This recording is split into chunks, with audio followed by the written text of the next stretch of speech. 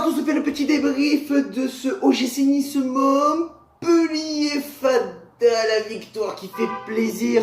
C'était un match hyper important quand même, match pour l'Europe puisque Montpellier était devant nous et du coup là on passe devant Montpellier, on se retrouve 7ème à égalité avec Reims, à 1 point de l'Olympique de Marseille et à 3 points de l'AS Saint-Etienne. Donc tout est relancé pour l'Europa League.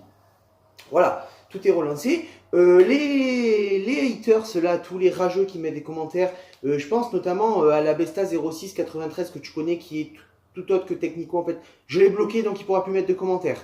Voilà. Donc on ne sera plus emmerdé par cet enculé. Déjà, tu le sais. Voilà. Et ça, c'est pour toi. Les pronos gagnants, eh ben, il y en a énormément aujourd'hui. Il y en a énormément, les gars. Vous êtes motivés pour ce OGC Nice Montpellier. La queue du chat qui est là. Voilà. Donc sur Instagram, il y a 3 gagnants. Il y a l'Herméroute Nathan. Hein. Bon ben la prochaine fois tu choisiras un nom mieux. Jadesh-06. Et encore une fois, et comme toujours, Yann OGC Nice. Qu'est-ce que tu veux toi? T'avais parié toi? Non. Alors dégage. Voilà, ça c'est sur Instagram et sur YouTube. Émeric Copin. Kikou 522, débriefeur niçois comme moi, je te fais une grosse baguette mon ami. ARZ officiel 8106 et Sergio-Ramos qui avait pronostiqué le bon résultat. Voilà, pour la compo, je te la mets là rapidement. On a un petit burner à droite en l'absence de Attal, un petit Sarr à gauche et Red Dante en défense centrale, on joue à 4. Danilo Cyprien, Pierre Lesmelou au milieu de terrain avec Cyprien en sentinelle et Srarfi à droite, Saint-Maximin à gauche et Diaby Fadiga, le jeune Diaby Fadiga. Enfin, il m'a enlevé Makengo. Enfin, Patoche, t'as compris que Makengo, j'en veux plus, Fada. J'en veux plus. Voilà. Donc ça, c'est plutôt pas mal.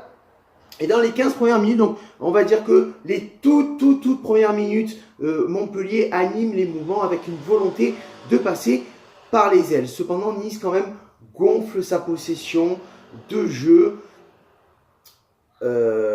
Mais on voit que la densité dans l'entrejeu Montpellier-Rennes, elle nous empêche à Nice de nous approcher des buts du gardien, le compte. Hein. Le rythme n'est pas très élevé dans ce début de mi-temps. Les deux équipes se jugent. On essaye de travailler sur le côté droit avec Saint-Maximin pour se créer des occasions, mais on n'y arrive pas trop. À la 12e minute, ballon au deuxième poteau, reprise de volée de Delors, un arrêt parfait de Benitez on a la chance que la reprise de volée de Delors a été un petit peu écrasée, ce qui fait qu'il a permis à Benitez de prendre le temps pour faire son arrêt, et il nous fait encore un arrêt exceptionnel. Nice va un petit peu mieux après le quart d'heure de jeu. Hein. On se procure les occasions, on va vers l'avant, on se met en position d'attaque. Hein, clairement, on voit que les ambitions, elles sont là. Elles sont là, les ambitions. Et à la 20e minute, coup franc de Cyprien qui met dans la surface, repris par Dante, qui attaque bien le ballon, qui saute plus haut que tout le monde. Et ça fait 1-0. Dante qui met le but. Papa! Voilà, Dante qui met le but, ça fait 1-0. Nice valide son temps fort de cette première mi-temps. À la 27e minute, une relance de la défense niçoise. Saint-Maximin qui est lancé. Il part en contre, il élimine un défenseur de Montpellier. Et encore une fois, il pêche dans la finition pour tuer le match dès la première mi-temps, dès la 27e minute. Voilà, à partir de la 30e, Montpellier presse un petit peu plus haut, mais là, la défense, elle tient bon. Le milieu distribue bien le jeu avec Cyprien Sentinelle. Nice permute beaucoup avec Saint-Maximin d'un côté, Srarfi de l'autre. Ils essaient de combiner avec Diaby Fadiga, mais ils touchent pas trop de ballon, ce qui fait qu'il est un peu inefficace, Diaby Fadiga. Après, il est jeune, le garçon, donc on va pas trop lui en vouloir dans ce match. on va pas trop y en vouloir. Le match est quand même bien maîtrisé la première mi-temps par l'OGC Nice dans l'ensemble. On domine cette première mi-temps et on finit à 1-0 à la mi-temps. La seconde mi-temps, on reprend 46e Cyprien qui sort sur blessure et remplacé par Rémi Walter. Voilà. Et dans la suite, le corner gauche, Danilo qui remet de la tête, Erel qui reprend de voler, arrêt réflexe de Lecomte, ce qui permet de garder Montpellier dans les espoirs de revenir à un partout. 48e minute, 50e minute, on y va, on est là, on est présent avec des actions niçoises de la part de Saint-Maximin d'un côté, de Pierre Lesmilou de l'autre. On enchaîne et on commence bien cette deuxième mi-temps. On a envie de tuer le match très rapidement pour se mettre à l'abri et fermer la baraque ensuite. Nice hausse vraiment le ton et Montpellier carrément pris à la gorge dans ses premières minutes. Et tout ça à l'image de Saint-Maximin qui se montre encore sur le terrain comme un fou. Bien plus présent qu'en première mi-temps parce qu'il a été un peu timide en première mi-temps. On l'a pas trop vu. Du moins, il a été encore dans ses travers, c'est-à-dire qu'il dribble et puis à la fin, il n'a pas de solution. Mais bon, on n'y en veut pas trop parce que le problème, c'est qu'il nous manque un grand attaquant à Nice qui nous permettrait d'avoir du soutien, d'avoir une finition et d'avoir un danger permanent devant les cages. Voilà. Donc, on est là, on est présent. Saint-Maximin est en grande forme dans cette deuxième mi-temps. Personnellement, s'il a le soutien derrière et surtout s'il a la finition, on tue le match en deuxième mi-temps. Début de deuxième mi-temps, on les tue. La paillade, on les tue. Les pailladéens, on les mange. On les mange, clairement. Je veux dire, Saint-Maximin, il manque beaucoup de régularité pour être dans les top 1 de cette Ligue 1, déjà sans parler européen, mais au niveau de la Ligue 1, il lui manque cette régularité technique, cette régularité offensive et cette régularité de mettre des buts beaucoup plus souvent pour être un grand attaquant. À la 68e minute, on fait un changement. Boskali qui rentre pour faire sortir Lamine Diaby Fadiga. Voilà, donc changement tactique.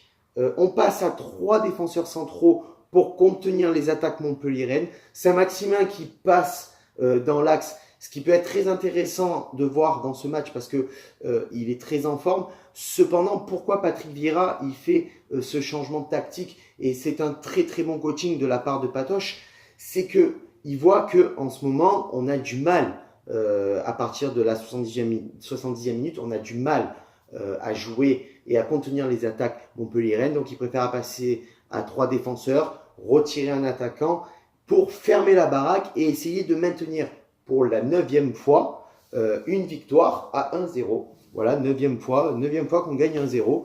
Ben nous, personnellement, moi je m'en bâtis tout, tant qu'on gagne, m'en bâtis tout, tu vois, voilà. Donc du coup, c'est le coaching de Patrick Vieira parce qu'on a du mal à sortir le ballon, voilà, et donc du coup, coaching gagnant puisque à la 77e minute, Mollet qui met une frappe détournée par Dante qui finit sur le poteau. On voit que Montpellier est dangereux, timide, mais ils sont dangereux à tout moment sur une frappe contrée, sur un malentendu, ça peut rentrer, on finit sur un partout, ce qui ne nous arrange pas. On souffre dans cette fin de match, mais on décide de souffrir aussi. On décide parce qu'on n'a pas les capacités offensives pour mettre ce deuxième but dans ce match. On est mort. Srarfi qui sort à la 86e minute parce qu'il est complètement cuit. Srarfi qui a fait un match complet pour ma part. J'en ai pas trop parlé dans ce débrief, mais il a fait un match complet, c'est-à-dire que le garçon, offensivement, il a été présent. Il manque un petit peu de lucidité parce qu'il joue pas assez. Il n'est pas assez titulaire. Mais il était là offensivement, défensivement, il était là dans les bons coups, il a été très bon. Srarfi a fait un match très complet pour ma part. Voilà, et la fin de match, on a un état d'esprit quand même des Niçois qui est très combatif, très guerrier, et jusqu'au bout, on est déterminé à pas lâcher ce résultat, et du coup, je tenais l'annonce. On a gagné 1-0, papa. Voilà, on a gagné 1-0 ce match. Donc, du coup, le top 3 dans ce match, tu l'attends. Je t'invite bien sûr à mettre ton pronostic gagnant pour le prochain match qui est face à Rennes, Rennes-Nice. À Rennes, on va retrouver Hatem Ben Arfa. Donc, pour moi, le top 3, numéro 3 aujourd'hui, Srarfi. Srarfi, pourquoi? Parce qu'il a fait, comme je te l'ai dit juste avant, un match complet, le garçon, alors qu'il n'est pas souvent titulaire, il manque de temps de jeu. Il a fait pour moi un match complet. Numéro 2, Saint-Maximin. Parce que en deuxième mi-temps, il s'est donné à fond jusqu'à la fin avec un état d'esprit compétitif. Et il était même là en défense.